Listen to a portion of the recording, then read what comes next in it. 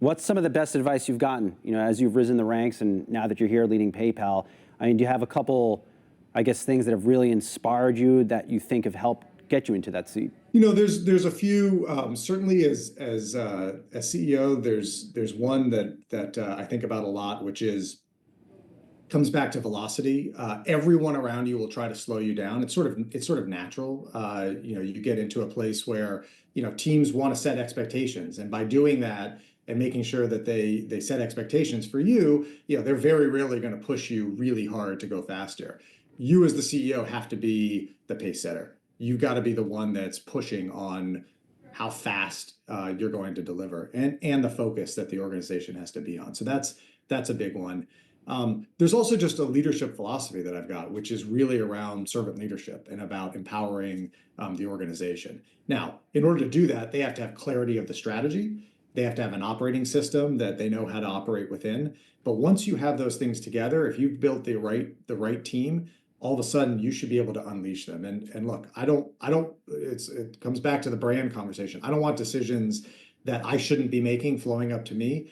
I need to empower the team. That's how we'll move fast. That's how we'll be able to innovate for customers. That was PayPal's still new CEO, Alex Chriss, 1 year into the job. Now, this is PayPal's old and new logo.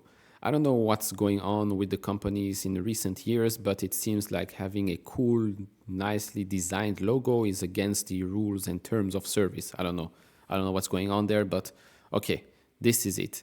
Anyways, PayPal, Alex Chriss, 1 year in my opinion, is doing a very, very good job. Did he shock the world?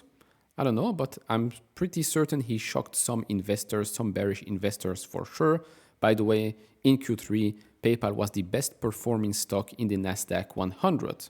The more you know, right? Incredible. Anyways, this is, in my opinion, just the start. So let's go over a couple of things for PayPal. In this video, I'm also going to show you that PayPal still today has a long, long way to go. That will be towards the end of this video. If you enjoy this type of videos, leave it a thumbs up, subscribe. If not, we really appreciate that. If you want to support me even further, do check out the link down in the description and in the pinned comment with the top 10 best stocks to buy now, or go to fool.com/couchinvestor. Thank you very much. This was basically PayPal 3 months ago. Well, in Q2, their Q2 performance. Year over year, revenue increased 8%, transaction margin dollars increased 8% as well. They also returned $1.5 billion via share repurchases, 110% of free cash flow. It's $5 billion on a trailing 12-month basis, reducing weighted average shares by 6%. Yes, each quarter they dilute shareholders through SBCs and stuff like that, but I mean, shares outstanding have gone down by 6%, so it's not too bad, right? With regards to next quarter, they expect revenue mid-single digit growth. So revenue next quarter should grow 6%, or is expected to grow 6% year over year and 0% quarter over quarter. As for the full year 2024, transaction margin dollars now low to mid-single digit growth, previously slightly positive. Non-GAAP, non-transaction operating expenses, slight increase, and non-GAAP EPS low to mid-teens growth. Prior was mid to high single-digit growth. Free cash flow approximately $6 billion. Previously, that was approximately $5 billion. And share repurchases of $6 billion. Previously, $5 billion. So yeah, profitable growth? I think so. Now, when you want to model this thing, well, model is a big word, but when you want to show people if PayPal is expensive, PayPal is cheap, or PayPal is fair value, a lot of people go to Yahoo Finance and look at those numbers there. Yes, for EPS, you can go and look at that because that's fairly up to date. But when you look at the growth estimates, I think sometimes there's a lot of mistakes or things that just don't make sense, right? Next year, PayPal growth here, 9.3%. Okay. But then when you look at next 5 years per annum, 26% growth, past 5 years per annum, 10.42% growth, that's a bit all over the place, in my opinion. There are better websites to look at, better ways to get a more accurate, let's say, assumption or expectations of what's to come. Because again, nobody knows really what will happen. These are all assumptions. So if we go here and look at step number 1, free cash flow. Free cash flow in the last 12 months, $6.7 billion.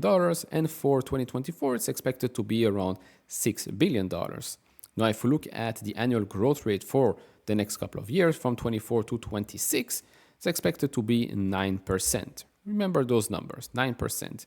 Then looking at total revenue. Now total revenue is expected to be growing at around 7.2%, then 7.7%, and then 7.8%. The current assumptions. Of course, previously it was growing much, much quicker. And of course, with the pandemic, growth rates went up to the sky. Now, as for total payment volume and number of payment transactions per active accounts, that has gone up throughout the years, throughout the quarters as well. TPV has increased 109% since Q4 2019. If we look at the shares outstanding in the last 4 years, that's down 11.5%. Not bad, right? For a company that is generating billions in free cash flow, the stock completely obliterated. Of course, you can buy back even more shares. Great for long-term investors. Now, looking at what analysts are expecting from PayPal in the next 10 years or so, or should I say 9 years here, with regards to EPS, the average year-over-year growth rate is 16.5%. Of course, the further you go throughout the years, the fewer analysts that model. So take that with a grain of salt, but just for the sake of this video, the average year-over-year growth rate is 16.5% for EPS. Then if we look at revenue, that's closer to 8.5%. Okay, we've got 16.5% EPS, 8.5% revenue growth. Now, before jumping into the reverse DCF and some other stuff, you have to understand that now PayPal, what they're trying to do is basically be that two-sided network and growing that. So you've got on one side tens of millions of merchants accounts, then you've got approximately 400 million consumer accounts and more than 2,400 strategic commerce accounts. That's $1.6 trillion in volume and 26 billion transactions. When you've got such a strong, let's say, ecosystem, you can do quite a lot. And more recently, we've seen that happen, right? We've seen that partner up with what is supposed to be their major competitors, right? And yet, we see those partnerships happen. Why is that? Is it because PayPal is weak, or is it because PayPal is in a unique position? You tell me.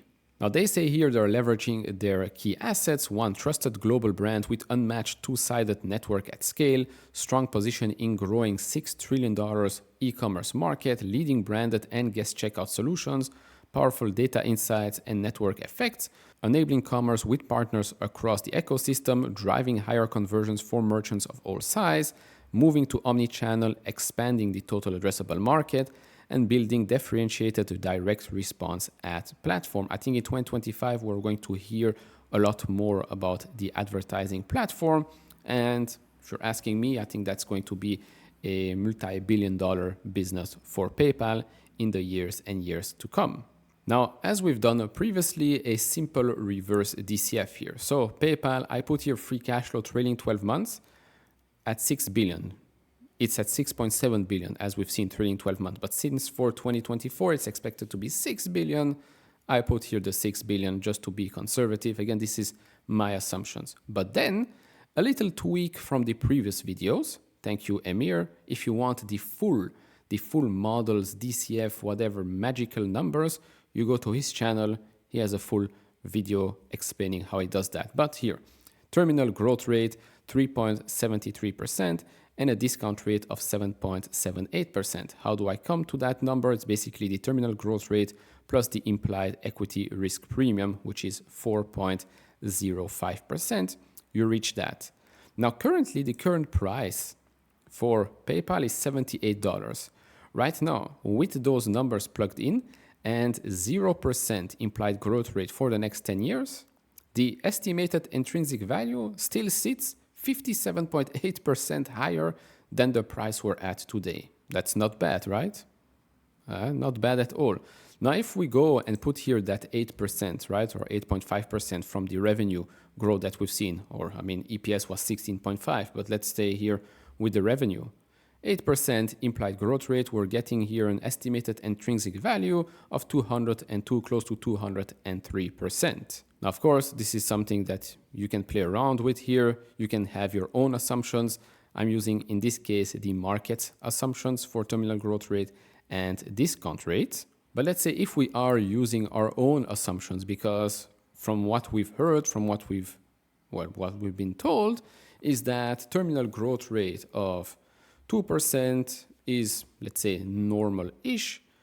Above 3%, that's for fast growers. And the discount rate, 10% is normal risk, under 10% is more predictable, and above 10% is less predictable, more risk, right? These are just general assumptions, which most of the times are completely wrong, right?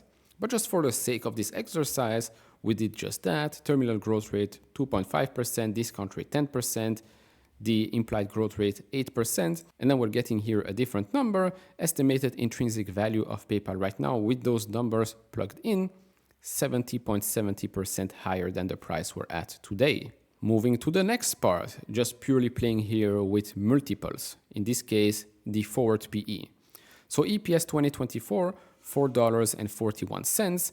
If you put here the growth rate that we've seen previously, 16%, so the EPS in 2034 is expected to be 16.77%. Now, if you put here a forward multiple, PE multiple of 30, you get this stock price. If you put 25, 20, 15, you get these ones right here. Of course, huge upside. That's in 2034. If you put an 8% growth rate, and that's only up until 2030, so in the next 6 years, you get an EPS of $7 in 2030. And here again, forward PE 30, 25, 20, 15. This is the upside that you're getting, let's say, based on the numbers we've seen and based on these calculations. So this is basically what you get when you look at PayPal right now. A couple of options here. Of course, when you play with your own assumptions, you can be completely wrong. That's why I've showed you what the market right now is expecting, and that's the expectations here, the terminal growth rate, and that's the discount rate. Still, PayPal, very, very cheap. I mean, even if we look at really the trailing 12 months that we've seen, the $6.7 billion, we're getting here 76.22% upside from the price we're at today. So overall, to conclude with PayPal, it's out with the old, in with the new, and I think the new PayPal will be quite different. I still think there is a long way to go. I think the shares could still go way higher. Now, in the short run, a lot of things can happen, right? You can be overbought in the short run. That doesn't mean that a couple of years from now, we're not going to be higher. No, it's just technical stuff, short-term thinking. Of course, there is going to be some market volatility, especially in the next month and a half or so leading into the US elections. But overall, is Alex Chriss, is PayPal's new management team doing better than before? Yes, in my opinion, yes. Is the business doing better? Yes, as well. Profitable growth is what we want to see, and I think we're getting that with PayPal. What will happen in the future? Will we reach $300? Will we reach $400 or just $200 or just $150? Remains to be seen. As long as the business continues to execute, I don't mind owning the shares. That's the thing. You own a part of the business. You don't own part of a ticker symbol or a stock price. So that's all I've got for you in this video. Hopefully you enjoyed this one. If I made some mistakes, let me know down in the comment section below. Like, subscribe, do all of that, and I'll see you all in the next one. Bye-bye.